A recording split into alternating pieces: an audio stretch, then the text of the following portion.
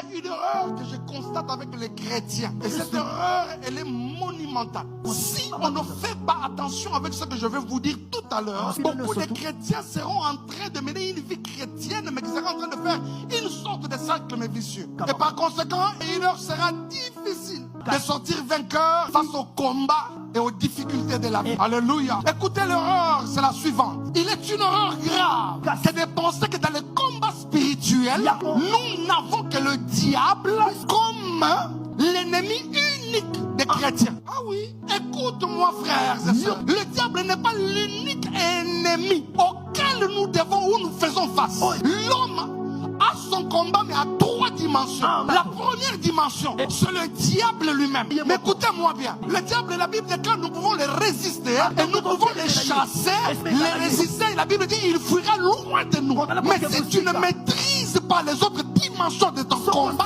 c'est une erreur et une difficulté en même temps. L'homme, deuxièmement, a la chair comme ennemi. Alléluia. Et la chair comme ennemi, si vous voulez le comprendre, l'apôtre Paul le dit bien. Je traite durement mon corps. Et je le tiens comment?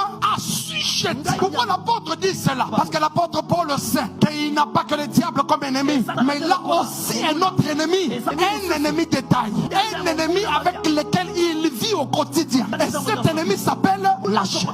La troisième dimension du combat d'un chrétien, c'est le monde. Alléluia. Et c'est comme ça que l'apôtre Jean dit, tout ce qui est né de Dieu triomphe du monde. Alléluia. C'est parce que la Bible sait qu'il y a aussi un combat qui nous oppose au monde. Et tout celui qui est né de Dieu est appelé à triompher du monde. Et la Bible ajoute, la victoire qui triomphe du monde, c'est notre foi.